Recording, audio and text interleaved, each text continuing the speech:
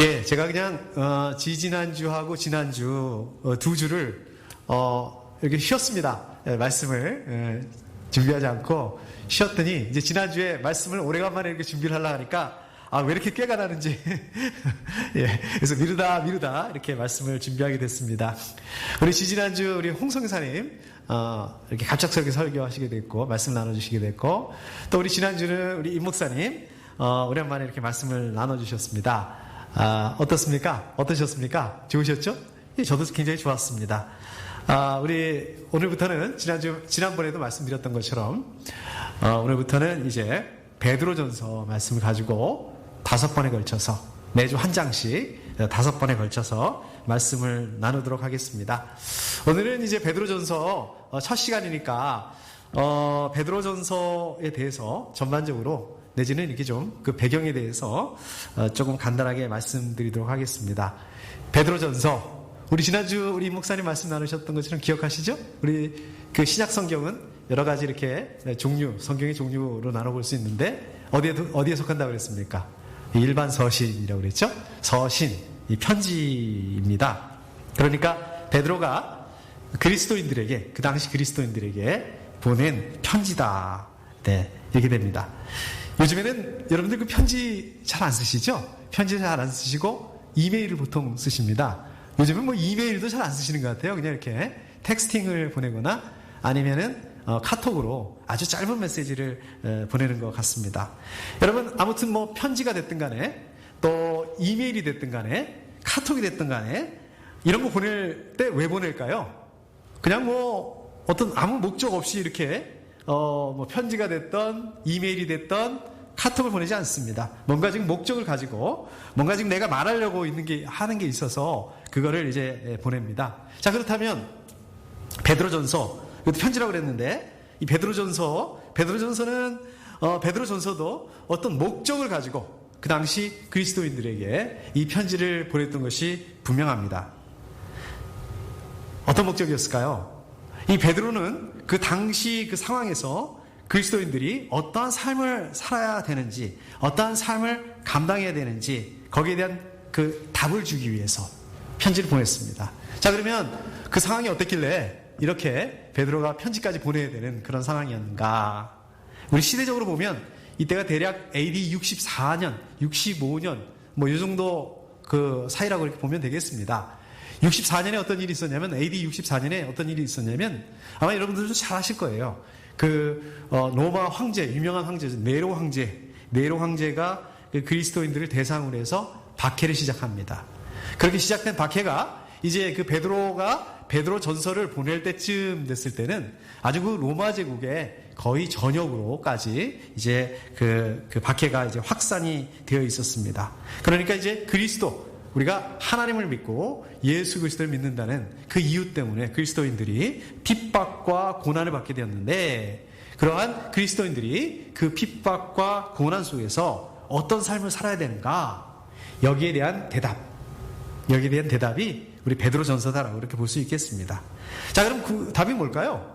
우리는 지금 답이 궁금하잖아요, 항상. 예, 베드로가 말하고 있는 그 해답이 뭘까요? 대답이 뭘까요? 구체적으로 꼭 집어서 뭐라고 얘기할 수 있을까요? 저희들이 같이 읽지 않았지만 3절 말씀에 보면 제가 한번 읽어보겠습니다. 뭐 다 기니까 그 중요한 부분만 읽어보면 우리 주 예수 그리스도의 하나님 아버지께 찬양을 드립시다. 예, 그러니까 핍박하고 고난, 어려움이 올 때 어떻게 하라고요? 찬양을 드립시다. 찬양을 드려야 된다 이 말씀입니다. 자, 그 다음에 또 하나 있습니다. 오늘 말씀의 제목이기도 하고 제가 같이 읽은 6절에 맨 끝부분에 나오는 말씀 기뻐하십시오. 그렇죠? 그러니까 우리가 고난받고 어렵고 그런 핍박 가운데 있을 때 기뻐해야 된다. 찬양해야 되고 기뻐해야 된다. 여러분 어떻습니까? 이 대답이 마음에 드십니까? 마음에 좀 잘 안 드시죠? 에이 어떻게 힘든데 찬양할 수 있고 기뻐할 수 있을까? 내지는 에이 그럴 줄 알았어. 뭐 성경에서 말하는 게 뻔하겠지. 예, 오늘은 이 말씀을 중심으로 해서 오늘 말씀을 조금 같이 나눠보도록 하겠습니다. 자, 6절 말씀 여러분 같이 읽었는데 제가 다시 한 번만 6절 말씀 읽어보도록 하겠습니다. 그러므로 여러분이 지금 잠시 동안 여러 가지 시련 속에서 어쩔 수 없이 슬픔을 당하게 되었다 하더라도 기뻐하십시오. 이렇게 말씀하고 있습니다. 자, 6절은 어떤 말씀을 시작하고 있습니까? 그러므로, 제가 말씀드렸죠? 이 그러므로, 그리고, 그러나, 우리가 신약 성경에 특히 서신서를 읽을 때 이런 말씀이 나오면 굉장히 중요하니까, 중요한 부분이니까 잘 보셔야 된다. 자, 여러분, 그러므로, 이거 언제 씁니까?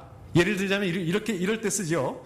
여러분들은 하나님을 믿는 그리스도입니다. 그러므로 하나님의 말씀에 순종하셔야 됩니다. 이럴 때 쓰죠.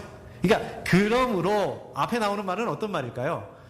원인, 이유, 왜 그런지에 대한 그 설명이 되고, 그러므로 뒤에 나오는 말은 결과, 이렇게 되는 거죠. 자, 그러면 6절에 그러므로 이렇게 시작됐으니까 그 앞에서는 뭐라고 얘기하는지 우리 5절 말씀 한번 보여주십시오. 5절 말씀을 보면 뭐라고 말씀하고 있냐면 그 뒷부분에 마지막 때에 나타나기로 되어 있는 구원을 얻게 해 주십니다. 그리고 6절, 그러므로 여러분이 지금 잠시 동안 여러 가지 시련 속에서 어쩔 수 없이 슬픔을 당하게 되었다 하더라도 기뻐하십시오. 자, 이렇게 되는 것입니다. 그럼 어떻게 되는 거예요? 지금 여러분들이 어려움을 당하지만, 시련 때문에 어려움을 당하지만 기뻐해야 된다. 왜냐하면 그 앞에 5절, 여러분들은 어떤 사람이기 때문에? 구원을 받은 사람들이기 때문에 그렇다는 말씀입니다.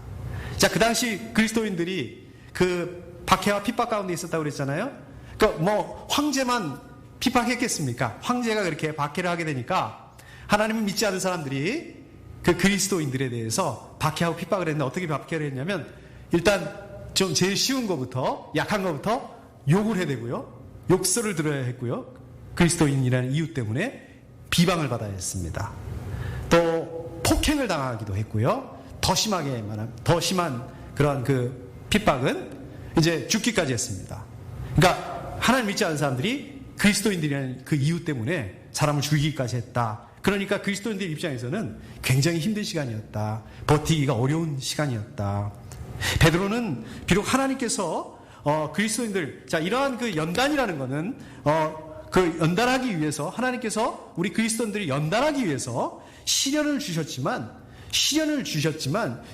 주셨는데 실제로 그래서 어떠냐면 우리 그리스도인들은 이 시련 때문에, 어려움 때문에 실제로 근심할 수 있다. 마음이 어려울 수 있다. 이렇게 인정을 합니다. 고난, 시련, 어려움, 여러분들 어떻습니까? 이런 것들 만나면 기뻐하십시오. 이게 잘 되시던가요? 아닙니다. 근심합니다.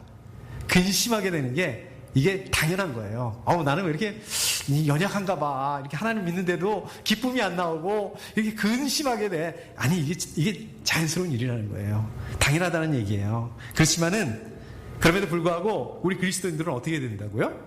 우리가 앞으로 누릴 그 영원한 영광, 하나님 앞에서 그 영원한 영광, 영원한 삶, 영원한 생명을 가졌다는 것을 기억해야 된다. 그래서 기뻐해야 된다. 이 말씀입니다. 자, 여기 보시면은 시련이라는 말씀을 사용하죠. 6절에 보시면 시련이라는 말씀을 사용하는데 우리 개역개정 옛날 번역에 보면은 이거를 시험이라고 표현하기도 합니다. 그러니까 시련은 시험이라고도 할 수 있지만 유혹하고는 조금 달라요. 제가 나중에 말씀드리겠지만, 자, 여러분 어떻습니까? 시련, 시험. 우리 학교 다닐 때 시험 안 좋아하셨죠? 다들 안 좋아하셨죠? 그걸 시련, 시험 이렇게 들으면 어떻게 생각해요? 어떤 마음이 드세요? 그냥 피할 수만 있다면, 좀 안 당하고 피할 수만 있다면 피하고 싶은, 저도 그렇습니다. 자, 그렇지만 어떨까요? 우리가 시련이다, 시험이다. 이거는 무슨 말입니까? 이거를 뒤집어서 생각을 한다면 시련을 당했는데 시험 가운데 있는데 아직까지 멀쩡하다. 이건 무슨 뜻입니까? 뒤집어서 놓고 생각한다면 하나님께서 여러분들을 인도하시고 그 어려운 가운데서 보호해 주신다. 이 말씀이기도 합니다.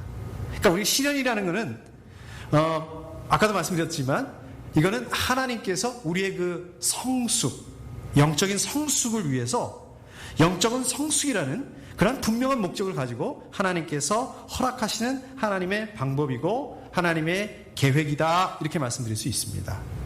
자, 우리 그 주중에 매일 성경 가지고 말씀을 나누는데 우리 지난 주간에 창세기 37장, 38장, 39장 가지고 말씀 나눴습니다. 제가 그냥 창세기 37장, 38장, 39장 무슨 말씀? 이렇게 생각할 수 있겠지만 어떤 얘기죠? 기억나시나요? 요셉에 관한 말씀입니다. 네, 요셉 잘 아시죠? 여러분 어떻습니까? 요셉 아버지가 누구였습니까? 요셉 아버지가 야곱이었습니다. 요셉은 그 아들이 많았잖아요. 한타스 대첩 12명, 야곱의 12명의 아들 중에서 특별히 아주 그 야곱이 사랑하는 그런 아들이었습니다. 큰아들이 아니, 거의 막내, 11번째였는데도 그 아버지가 참 사랑하는 그 아들이었습니다. 아주 아꼈죠. 이제 그 뭐라 그럴까요? 그 야곱을 이어서 가업을 이어받을 집안을 이끌게 될, 장남은 아니지만 거의 막내에 가까웠지만 그 가족을 이끌고 가는, 지금 우리 식으로 말하면 대표, 그 당시로 말하면 족장, 제가 그렇게 말씀드렸죠?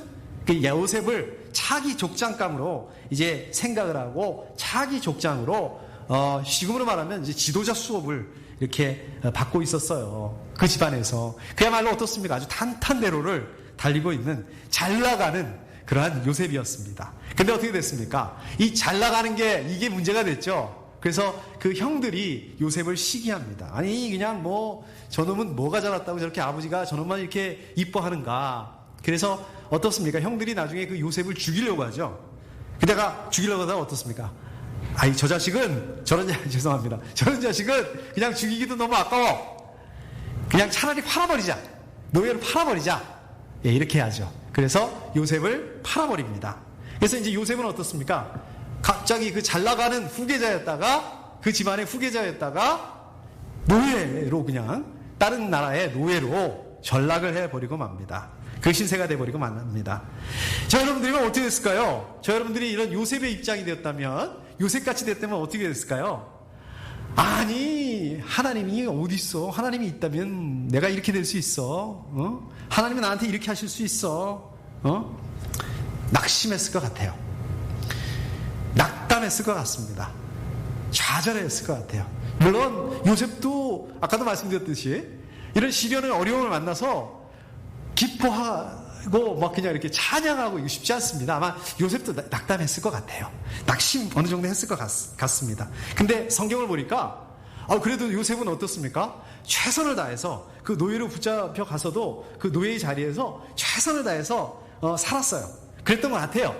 그 나중에 어떻게 됩니까? 그 주인한테 그 눈에 띄어요. 그래서 주인이 아주 좋게 봅니다. 그래서 그 요셉한테 일을 맡기는데 나중에는 일을 잘하니까 아주 그냥 집안 일을 전체를 맡기게 합니다. 여러분 이게 가능하다고 생각을 하세요? 이게 말이 된다고 생각하세요? 아니 왜 말이 안 돼? 그러실 수 있는데 여러분 그 당시 배경을 보시면 조금 다릅니다. 제가 그 자료를 찾아보니까 그 당시에는 이런 자료가 없고요. 아예 그 로마 시대 지금부터 한 2000년 전이죠. 로마 시대에 그 노예에 대해서 어떻게 평을 했냐면 노예는 이렇게 취급을 했답니다. 말할 줄 아는 물건, 그게 노예예요. 그러니까 이제 우리 그 소나 말 이런 거는 말을 못하죠. 소나 말 이런 거는 말을 못하는 짐승. 그리고 노예는 말할 줄 아는 짐승. 이렇게 생각을 했답니다. 이게 지금 그 로마 시대에 이랬으니까 지금 요셉 시대는 로마 시대보다도 또 거의 그 앞에서 한 2000년 전이란 말이에요. 뭐 2000년까지는 안 되겠지만 아무튼 거의 2000년 전이란 말이에요. 그럼 어떻겠습니까? 로마 시대에도 노예를 그렇게 생각을 했는데 그 전에 2000년, 그보다 2000년 전이야 뭐 말할 것도 없죠. 노예에 대한 그 대우라든지 처우라든지, 우리가 생각하는 그 훨씬 더 뭐라 그럴까요? 월스트했다. 여러분들, 집에 우리 그 개를 키우는 집들이 많지 않습니까? 집에 개가 똑똑해요. 어떤 개들은 진짜 똑똑하대요. 제가 보기에도 개가 똑똑해요. 그 개가 똑똑하다고 그 개한테 집안 살림 맡기고 그러지 않잖아요. 집안 살림 전부 맡기고 그러지 않지 않습니까? 근데 요셉에게 그걸 맡겼다. 노예인 요셉이 얼마나 열심히 했으면, 얼마나 최선을 다했으면 요셉이 그런 자리에 갈 수 있었을까? 아니거든요. 이건 무슨 뜻입니까? 하나님께서 요셉과 함께 하셨기 때문에 가능했다.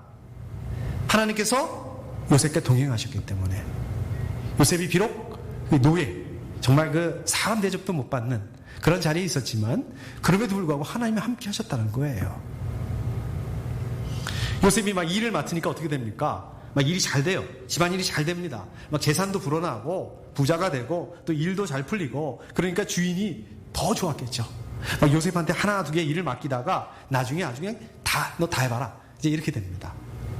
자, 이렇게 또 잘 나가요. 요셉이 나름 집에서 그냥 이렇게 후계자로 잘 나간 거에 비하면 이번에는 뭐 그만은 못하겠지만 그래도 그 노예이기는 하지만 여기서 또 잘 나갑니다. 막 이렇게 또 잘 나가는데 거기에 브레이크가 걸립니다. 자, 이렇게 잘 나가기만 할 줄 알았는데 이제 시련의 시간이 또 찾아옵니다. 어떤 일이 찾아옵니까? 이 생각지도 못하는 곳이 찾아왔어요. 그냥 그전에는 눈에 보이는 라이벌들, 형들이 있었잖아요. 근데 이번에는 눈에 보이지 않는 생각지도 못한 누굽니까? 그 주인 마님. 이 주인 마님이 요셉을 유혹을 하는 거예요. 요셉이 거절을 하는데 그분께서, 이 마님께서 아주 끈질기게 유혹을 합니다. 그러다 결국은 요셉이 이제 누명을 씁니다. 아주 나쁜 그런 파렴치하로 몰리게 됩니다. 주인이 나중에 이제 알게 되죠. 주인이 알고 아주 크게 화를 냅니다. 그리고 요셉을 감옥에 가둬버렸어요. 제 생각에는 요셉 죽이지 않은 것만 해도 다행이에요. 그렇지 아까도 말씀드렸잖아요. 그럼 물건인데 그거 하나 없어지면 어때요? 근데 죽이지 않습니다. 저는 그게 정말 다행이라고 생각해요. 그것만 해도 다행이라고 생각을 해요. 여러분 어떻게 생각하십니까? 여러분 어떻게 생각하세요? 요셉이 너무 언페어하다 생각하지 않습니까? 이 언페어한 일들이 계속 일어나요. 뭐 잘못한 것도 아닌데 특별히 요셉이 그냥 뭐 자기가 뛰어나니까 아버지가 좋아한 거지. 뭐 내 아버지 보고 좋아하라고 그런 적이 없잖아요. 또 그 노예로 잡혀와서도 그냥 자기는 최선을 다한 것밖에 없거든요. 또 뭡니까? 하나님의 말씀에 그 주인 마님의 그 유혹이 이거는 아니니까 하나님 말씀대로 보면 이거는 아니니까 그냥 거절했을 뿐이에요. 하나님 말씀대로 하겠다고 그렇게 했을 뿐이에요. 그냥 반대로 그냥 주인 마님이 하자는 대로 이렇게 타협을 하고 그랬으면 어떻게 됐을까요? 그러면 감옥에 갈 일이 있겠어요? 오히려 잘 먹고 잘 살고 더 편안하게 비록 노예 신분이긴 하지만 그냥 그 집안 살림 다 맡아서 하면서 그냥 떵떵거리면서 그 안에서 또 나름 권력을 가지고 노예들 가운데 최고 아니에요. 그렇게 살 수 있지 않았겠습니까? 그런데 왜 이렇게 사서 고생을 하느냐 말입니다. 원래 그 당시에 사람들은 그렇게 살았대요. 그냥 그런 식으로 그렇게 살았다고 합니다. 괜히 하나님 말씀 순종한다고 하다가 그나마 주인한테 잘 보였던 것까지 전부 다 그동안에 그냥 어렵게 쌓아놓은 그 크레딧까지 그냥 다 잊어버린 거잖아요. 다 날려버린 거잖아요. 그렇게 된 거잖아요. 요셉의 입장에서는 아주 억울하게 감옥에 갇혔다. 제가 생각해 보니까 그래요. 이것도 억울한데 이것도 억울한 건 사실입니다. 감옥에 갇혔다는 그 사실도 굉장히 억울하기는 억울하죠. 근데 이거는 어떻게 됩니까? 자기 주인 입장에서 보게 되면 주인한테 완전히 파렴치한이 돼버린 거예요. 주인한테 완전히 배신자가 돼버린 거예요. 이거는 사람들 원래 노예한테 사람 대접을 안 해주는데 노예한테 이거는 사람 대접을 해줬더니 거기다 대고 이거 주인을 완전히 배신한 게 되잖아요. 착한 주인 등 뒤에다가 비수를 꽂은 그런 격이 된 거 아닙니까? 제가 요셉이었다면 이게 너무 억울했을 것 같아요. 이 부분이. 이게 굉장히 마음이 아프고 굉장히 마음이 힘들었을 것 같아요. 여러분 그렇습니다. 우리가 시련이라든지 이 시험이라든지 이 고난이라든지 이런 걸 당한다고 해서 이런 걸 당하게 되면 어떻습니까? 우리 그 마음과 감정과 그러한 그 생각이나 이런데 고통이 옵니다. 어려워요, 사실. 그럼 어떤 육체적인 어려움도 어려움이지만 이 마음이 너무 힘들어요. 이 어려운 가운데 있게 되면은 히브리서 12장에 보더라도 우리 시련은 우리 그리스도인들의 마음을 어렵게 한다, 근심하게 한다라고 말씀하고 있습니다. 사실 저 여러분들은 어떻습니까? 우리 어려움들을 따지고 보면 어떤 거예요? 우리가 어렵다, 야 고난이다, 힘들다라는 건 어떻습니까? 따지고 보면 우리 주변 사람들과의 관계가 어려워지는 거라든지 또 어떤 게 있습니까? 우리가 경제적으로 어려워요. 요새 뭐 코로나 바이러스 때문에 어렵잖아요. 어려워진다든지 뭐 이런 것들입니다. 근데 요셉의 경우를 보십시오. 아니면 지금 베드로전서를 읽고 있는 그 그리스도인들의 그 입장에서 보게 되면 이거는 그 정도의 문제가 아닙니다. 우리가 알고 있는, 우리가 당하는 그 어려움의 문제가 아닙니다. 이거는 죽을 수도 있는, 정말 치안이, 안전이 보장되지 않는 그런 상황 가운데 있었다는 말씀입니다. 근데 여러분들 가만히 한번 생각을 해보면 만약에 요셉에게 이런 시간이 없었다면 어떻게 됐을까요? 만약에 요셉에게 이러한 그 고난과 어려움의 시간이 없었다면 어떻게 됐을까요? 아마 야곱의 뒤를 이어서 아까도 말씀드린 것처럼 그 가문을 잇는 그 가문의 대표 족장이 될 수 있었을 것입니다. 아마 그냥 뭐 이집트에 그래 뭐 노예로 팔려왔다. 그 이집트 주인 밑에서 뭐 집안일을 돌보면서 노예로 비록 노예지만 다른 노예보다 더 좋은 대우를 받으면서 아마 그렇게 편안하게 살 수 있었을 것입니다. 근데 어떨까요? 이런 시련이 없었다면 딱 거기까지예요. 딱 거기까지만이에요. 그런데 어떻습니까? 이 요셉을 이런 과정을 통해서 나중에 이집트의 총리가 되죠. 여러분들 많은 분들은 요셉이 이집트의 총리가 됐다는 사실을 굉장히 중요하게 생각을 해요. 그래서 그 영어 이름들 보면 조셉이라는 이름도 굉장히 많죠. 저도 그렇게 되고 싶었어요. 그래서 저는 영어 이름을 지을 때 조셉이라고 할까? 이제 이렇게 생각해 본 적도 있습니다. 이거 중요합니다. 그런데 그것보다 더 중요한 게 있습니다. 그러니까 요셉이 이집트의 총리가 됐다는 것보다 나중에 이집트의 총리가 된다는 이것보다 더 중요한 게 있습니다. 하나님의 계획을 이루기 위한 자리라는 거예요. 이집트의 총리라는 것은 하나님의 계획을 이루기 위한 자리. 만약에 요셉이 이집트의 총리가 됐어요. 근데 자기만 잘 먹고 잘 살고 자기만 배부르고 등 따스고 그렇게 된다면 어떻게 됐을까요? 그러면 어떻게 됐을까요? 그러면 뭐 이집트의 총리가 됐다. 아니 그게 무슨 의미가 있어요? 어쩌라고? 지금 4,000년 뒤에 뭐 남는 게 뭐가 있습니까? 그 이름이나 기억하겠어요? 근데 요셉은 그 자리에 올라가서 그 자리에 가서 하나님의 계획을 여기까지 그렇게 살아왔으니까 하나님의 계획을 제대로 수행합니다. 여러분 하나님의 계획이 뭐였을까요? 왜 하나님이 그렇게 막 그냥 잘 나가는 이 요셉을 노예로 데려와 노예로도 잘 나가는 요셉을 그냥 감옥으로 데려가 왜 그러다가 또 이제 나중에 왜 이집트의 총리로 왜 이렇게 세워놓으셨을까요? 왜 그러셨을까요? 무슨 계획 때문에 그랬을까요? 바로 이 야곱의 가문을 야곱의 사람들을 아니면 다 굶어 죽잖아요. 살리기 위해서. 또 가뭄으로 죽어가는 그 사람들을 구하기 위해서. 또 어떻습니까? 하나님의 그 약속을 아브라함에게 한 그 약속을 이루시기 위해서 그 자리에 두신 거예요. 요셉이 막 처음부터 내가 그냥 나는 이집트의 노예로 팔려가야 돼. 그리고 나는 또 감옥에 갇혀야 돼. 그러니까 내가 여기서 이렇게 해야지.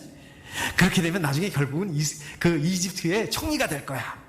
자, 이렇게 생각을 하고 그렇게 했을까요? 무슨 감히 이집트의 총리 그런 생각이나 해봤겠습니까? 요셉이 그냥 어떻습니까? 자기 주어진 자리에서 최선을 다합니다. 그냥 노예로 팔려가서 그냥 막 뭐라 그럴까요? 형들 원망하고 내 그 나쁜 형들만 없었으면 내가 지금 이렇게 고생하지는 않았을 텐데 또 하나님을 막 원망하고 하나님 없어. 하나님 있다면 어떻게 이룰 수 있어 나한테. 내가 하나님 말씀 순종하려고 했는데 어떻게 나한테 이룰 수 있어. 하나님 없는 게 맞지. 아닙니다. 하나님께서 그런 상황을 바꾸시고 요셉을 통해서 그러한 요셉을 통해서 하나님의 계획을 이루어 가세요. 그렇다면 여러분들은 어디에 계십니까? 여러분들은 지금 어느 자리에 계십니까? 여러분 아직도 아버지의 사랑받는 그 아들로 있으신가요? 그래서 막 지금 탄탄대로를 잘 달리고 계신가요? 잘 나가고 그런 자리에 계신가요? 만족하세요? 좋으신가요? 행복하신가요? 아니면 이집트의 노예로 팔려와가지고 그런 단계에 계신가요? 지금도 이 누구 이 나쁜 놈 그놈만 아니었으면은 그 누구누구를 원망하고 상황 때문에 낙담하고 낙심하고 좌절하고 인생의 쓴맛을 보고 계신가요? 아니면 괜히 하나님 말씀에 순종한다고 그냥 다른 사람들 하는 대로만 하면 그냥 되는 건데 그냥 그러다가 이렇게 언짢하게 감옥에 갇힌 요셉처럼 하나님 원망하고 계신가요?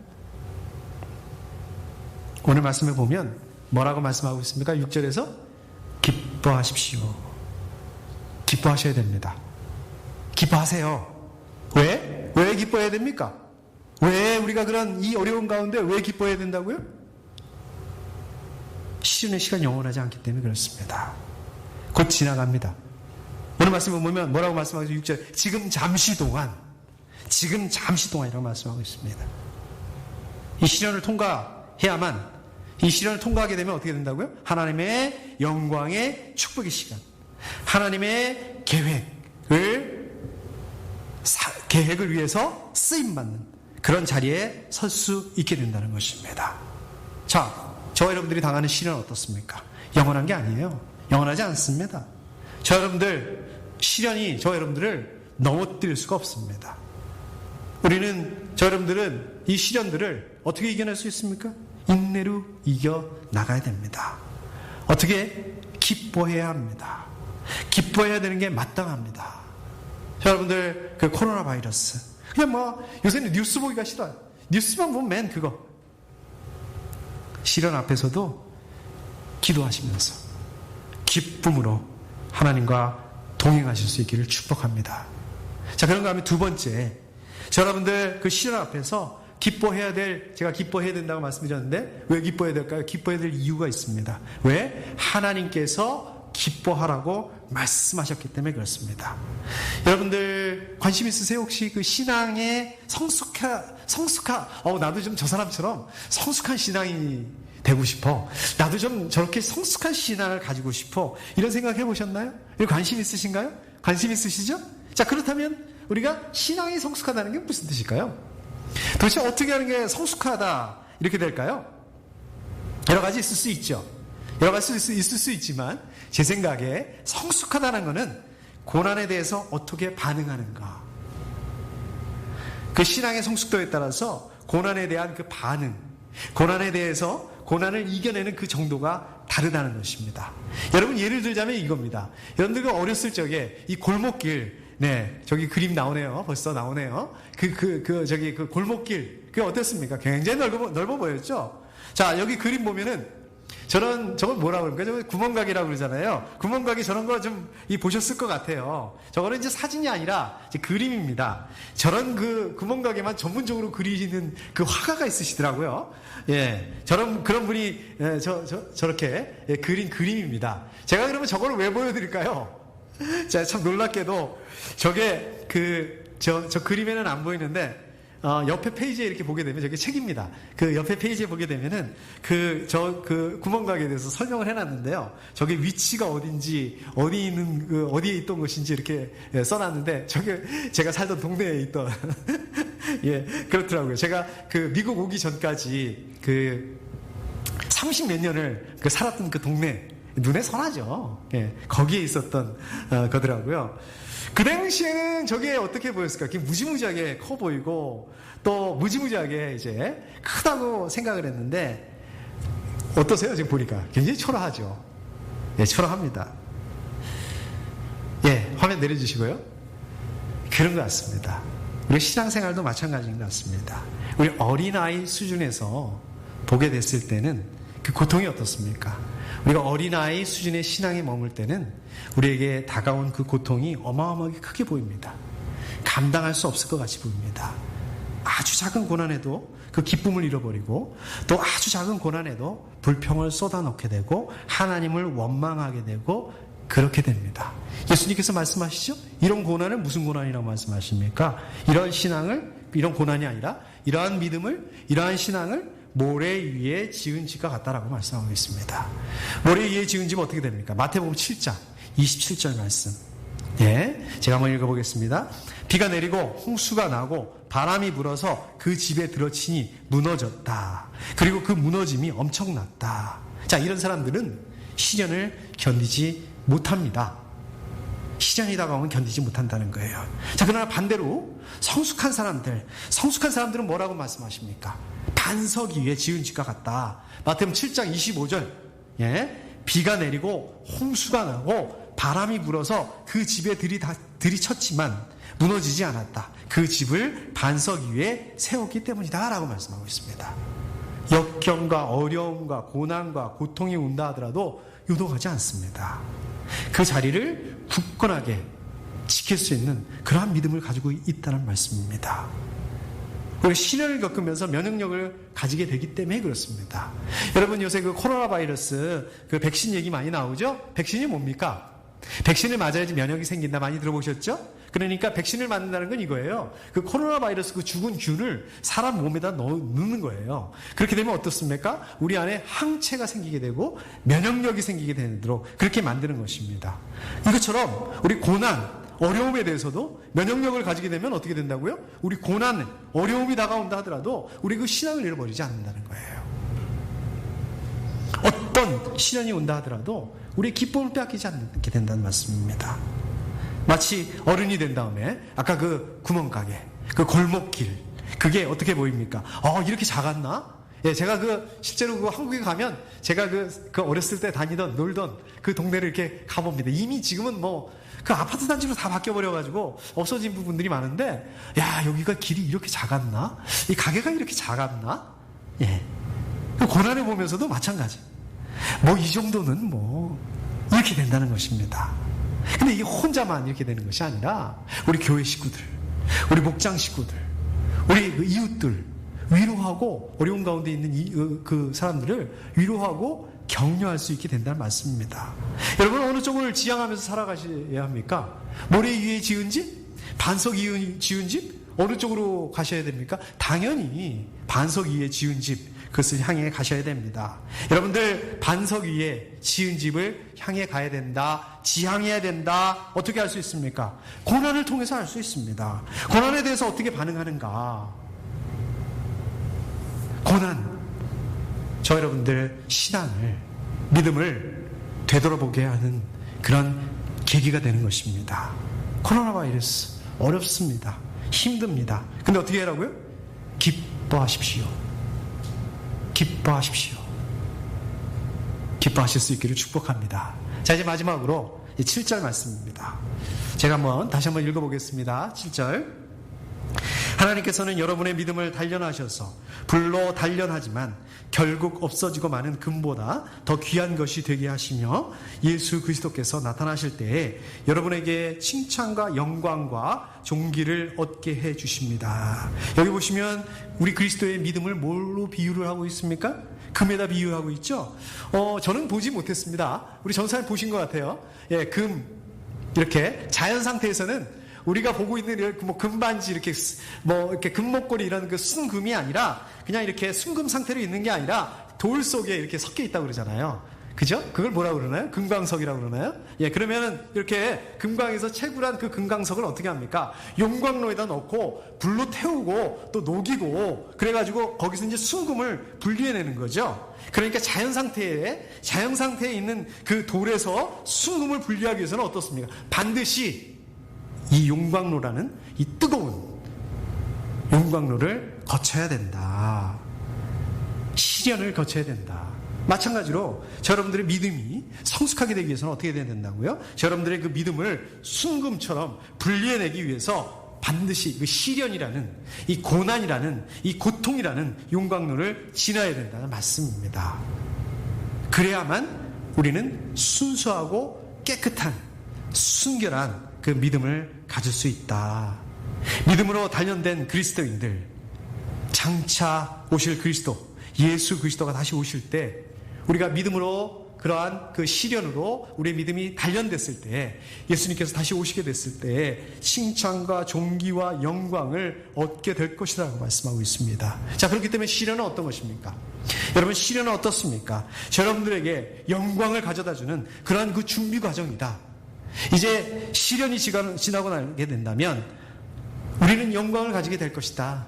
여러분은 어떻습니까? 이거 잘 아시죠? 이미 잘 아시는 말씀이 이론적으로 잘 아시는 말씀이지 않습니까? 그런데 정작 어려움을 만나게 되면 이거를 막 잃어버리게 됩니다. 왜 그럴까요? 자, 여러분들 어려움을 만나게 되면 왜 우리 다 알고 있는데 이 어려움이 지나갈 것이다. 이건 하나님이 우리를 위해서 주시는 것이다. 근데 왜 기쁨이지 않고 왜 두렵고 왜 마음이 어렵고 왜 힘들어질까요? 상황에 집중하기 때문에 그 상황만 바라보기 때문에 그렇습니다. 이 어려움이 지금 이 코로나 바이러스 때문에 이 어려운 게 영원할 것 같은 다시는 원래대로 못 돌아갈 것 같은 그러한 그 두려움 때문에 그렇습니다. 그러나 말씀에서 보면 어떻다고요? 시련은, 고난은 영원하지 않습니다. 끝이 있습니다. 지나갑니다. 6절에서 지금 잠시 동안이라고 말씀하고 있습니다. 그리고 그 너머에는, 그 다음에는 하나님께서 주실 칭찬과 영광과 존귀가 있다는 것입니다. 다시 말하자면 저 여러분들 시련, 어려움, 이걸 어떻게 극복할 수 있다고요? 그 시련과 어려움 다음에 오는 존귀와 영광과 뭐죠? 칭찬과 존귀와 영광, 거기에 대한 믿음과 확신을 가져야 된다는 말씀입니다. 야고보서 1장 12절 제가 한번 읽어보겠습니다. 시험을 견뎌내는 사람은 복이 있습니다. 그 사람은 그의 참됨이 입증되어서 생명의 면류관을 받을 것이기 때문입니다. 그것은 하나님을 사랑하는 사람들에게 약속된 것입니다. 고난의 때에 그 고난이라는 그 상황에 눌려가지고 두려움에 빠져서 절망하고 힘들어한다면 이 하나님의 말씀을 기억해야 된다라고 말씀하고 있습니다. 여러분들 혼자서 하면 잘 안 됩니다. 우리가 아무리 이론적으로 잘한다 하더라도 어려움을 만나게 되면 두렵고 또 절망하고 힘들고 그렇기 때문에 어떻습니까? 함께 할 수 있는 우리 믿음의 식구들이 필요한 거예요. 그렇기 때문에 우리 같이 가야 되는 것입니다. 이 어려움을 나누고 위로하고 격려하고 한번 해보자. 그냥 뭐 좋은 모습만 보여주고 저는요 이렇게 어려움을 이겨냈습니다. 믿음으로 이겨냈습니다. 이런 좋은 모습뿐만 아니라 그것도 중요하죠. 근데 이렇게 무너져, 이렇게 연약한 이 모습을 보여줄 수 있어야 된다는 말씀입니다. 지금 힘들어하고 있는 우리 이웃들, 친구, 직장 동료, 또 커스터머들 위로하고 격려할 수 있어야 됩니다. 저는요 이렇게 했더니 잘 되더라고요. 자, 이렇게 한번 해보세요. 물론 이렇게 하는 것도 좋겠지만 이 위로가 되겠습니까? 지금 힘든 사람 앞에서 그냥 자기 잘난 척하네? 이 격려가 되겠습니까? 저도요 그래가지고 너무 힘들었는데요, 너무 어려웠는데요, 이거밖에 안 되는 사람인데요. 하나님께서 이렇게 하셨습니다. 이럴 때 위로가 됩니다. 이럴 때 듣는 사람이 격려가 됩니다. 여러분, 이게 전도예요. 전도 별거 아닙니다. 자, 이제 말씀을 정리하도록 하겠습니다. 요즘처럼 이렇게 코로나 바이러스, 어려움, 힘듭니다. 정말 이 고난입니다. 우리가 어려움과 힘든 이런 상황들을 만나게 되면 원망하고 또 불평하기 쉽습니다. 그럴 수 있습니다. 아까 우리 베드로도 그랬잖아요. 그럴 수 있다. 그렇지만 하나님을 믿는 그리스도인으로서 이거는 올바른 태도가 아닙니다. 8월 말인가요? 지난 8월 말에 우리 그 매일 성경 기억나시죠? 아시리아 왕 사네립이 자기 부하 랍사게를 보냅니다. 유대에게 랍사게를 보내서 협박을 하죠. 협박을 합니다. 뭐라고 협박을 하냐면, 야 봐봐, 세상에 어느 나라가 대아시리아를 이길 수 있었는가? 봐봐, 다 망했잖아. 세상에 그런데 너네 그 유다 조그만 나라가 이 아시리아한테 상대가 될 수 있겠냐? 무조건 항복해라. 그럼 내가 목숨을 살려줄게. 봐봐, 세상에 어느 신이라도 이 아시리아 신을 하고 전쟁에서 이긴 신이 있는가 한번 봐봐. 너네들이 믿는 그 하나님, 아시리아 신을 이길 수 있을 것 같아? 하나님을 조롱합니다. 히스기야 왕, 또 유다 사람들이 어떻게 했습니까? 이 절체절명의 그 위기 가운데, 어려운 가운데 어떻게 했습니까? 하나님을 찬양했어요. 이 제정신입니까? 지금 항복을 하든지 아니면 정말 그 싸우기 위해서 군대를 가지고 무장을 하고 이렇게 하든지 그래야 되는 거 아니에요? 근데 히스기야하고 유다 사람은 어떻게 했냐면 하나님을 찬양했다라고 말씀해요. 근데 어떤 일이 일어나는지 아세요? 하나님께서 진짜로 아시리아 군대가 와야 되게 만들어 버려요. 그래서 그냥 그 역사의 기록에도 나오잖아요. 실제로 그 아시리아 군대가 퇴군해 버립니다. 정말 그 세계 최강 그 군대가 그냥 도망가 버리고 말아요. 여러분, 바울과 신라가 빌립보에서 복음을 전하다가 어떤 일을 당합니까? 두들겨 맞아요. 엄청 두들겨 맞고 나중에 그것도 부족해서 지하 감옥에 갇히게 됩니다. 근데 지하 감옥에서 뭘 했어요? 우리 사도행전 16장 보니까 뭘 했습니까? 이 두 사람이 거기서 하나님을 찬양했어요. 이 정신이 어떻게 된 거 아니에요? 원망해야 되는 거 아니에요? 자, 근데 어떤 일이 일어납니까? 하나님을 찬양했는데 이때 어떤 일이 일어납니까? 그 간수하고 또 그 간수의 그 집안이 가족이 복음을 받아들이는 놀라운 일이 일어납니다. 뿐만 아니라 그 빌립보라는 그 도시에 유럽의 최초의 하나님의 교회가 세워지는 역사가 일어납니다. 여러분, 이 원리가 성경에만 있는 얘기예요? 우리하고 관계없는 얘기입니까? 아닙니다. 이 얘기는 우리의 얘기입니다. 우리한테 적용되어야 될 이야기입니다. 저와 여러분들, 고난, 시련, 어려운 가운데 어떻게 된다고요? 하나님을 찬양하고 오늘 말씀대로 기뻐해야 된다는 말씀입니다. 이거는 저 여러분들이 우리 세상에 살아가지만, 우리 이 세상 가운데 살아가지만 이 세상 사람들하고 뭔가 달라야 되잖아요. 이게 다른 점입니다. 이게 거룩하게 구별되는 그런 것입니다. 하나님을 믿는 저 여러분들이 가지고 누릴 수 있는 특권이에요. 여러분들 중에 하나님을 찬양하고 기뻐해야 되는 거, 그건 어떻습니까? 그만큼 저 여러분들이 믿음이 성숙하다는 증거입니다. 이번 한 주간 또 시작이 되었는데요. 이번 한 주간 어떻게 지내시겠습니까?